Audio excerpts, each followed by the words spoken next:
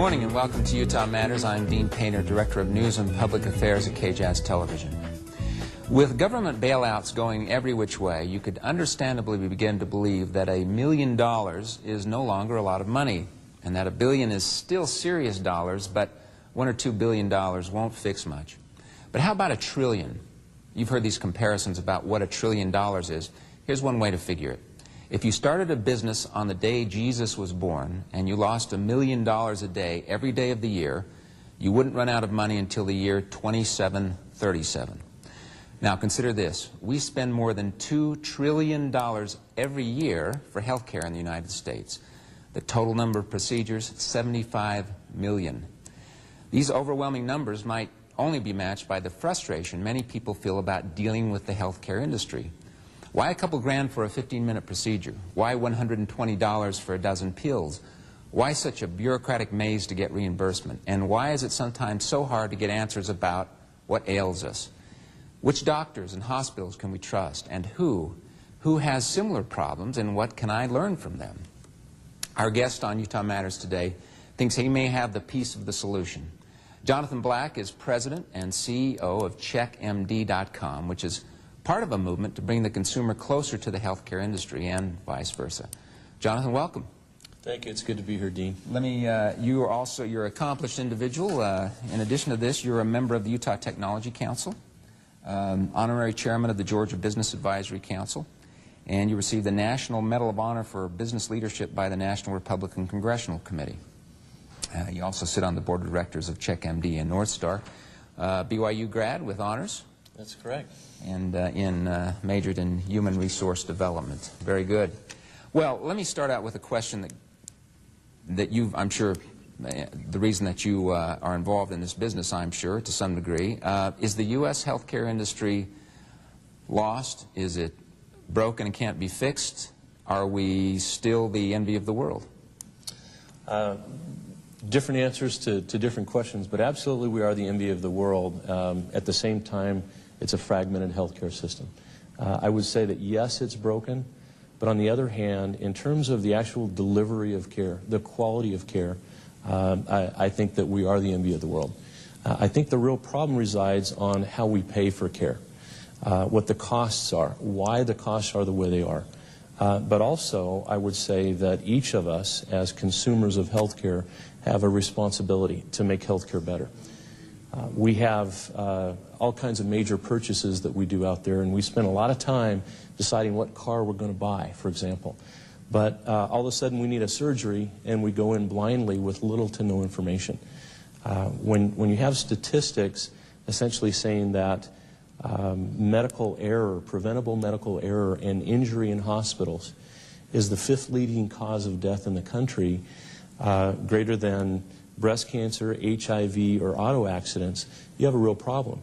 So why would we go into that situation with little to no information? And really that's what checkMD is all about, is making sure that before you go into a healthcare environment, do your research, get as much information as you possibly can so that when you go into that situation, you have a degree of confidence rather than trepidation and fear. You launched yesterday?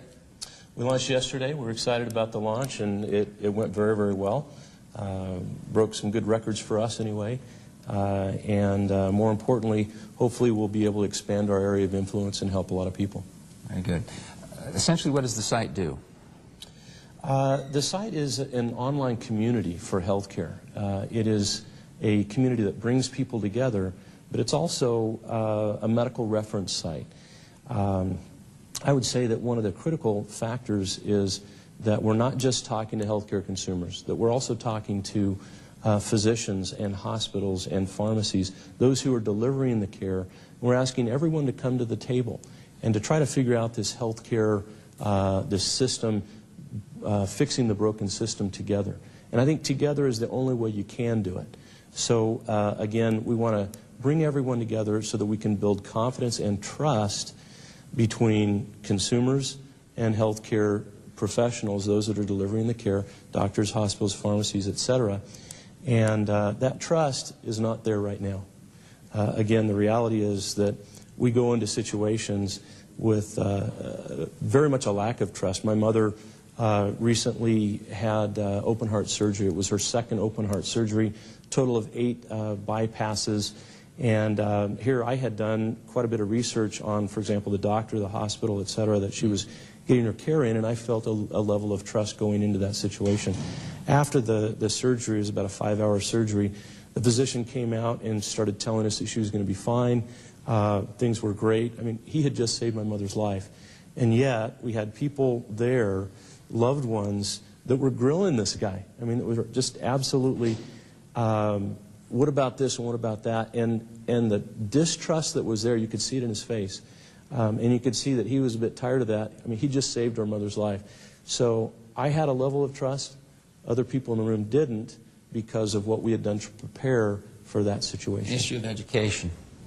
Absolutely. The website in particular plays on what's becoming popular on the internet, and that is basically the social networking, the opportunity for people distances away and different places, different venues coming together and saying, you know, I'm sharing a similar experience, or I have a similar question. But what you're suggesting is this is a two-way street here. The doctors can go to the consumer can go to the doctors, hospitals, etc. Absolutely. And I think, again, you can't fix anything by only talking to one group that participates in this whole healthcare environment. And I think a lot of the other sites out there on the internet do that. I think they're geared toward the consumers, and that's a good thing. We have 116 million people on the internet today searching healthcare information. That's great. That's wonderful. But only 12% are actually researching comparative data associated with life-threatening issues. That needs to change. So if I've got a bad heart, I'm going to go to Google and I'm going to type in, you know, coronary bypass or something like that, and I'm going to get a bunch of information here, and maybe not much of it focused, maybe some of it not necessarily correct, accurate. How does your site resolve that issue? I don't want to take anything away from any of the other healthcare sites that are out there. WebMD, for example, is a great site. I would call them a self-diagnosis site and an encyclopedia-type site. I would say that the accuracy of the information is actually very good. And when you want to know about an issue like that, it's a great place to go.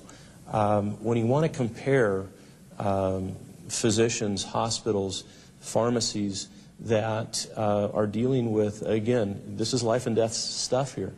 And when you want to compare and do comparative research, checkMD is the place to go.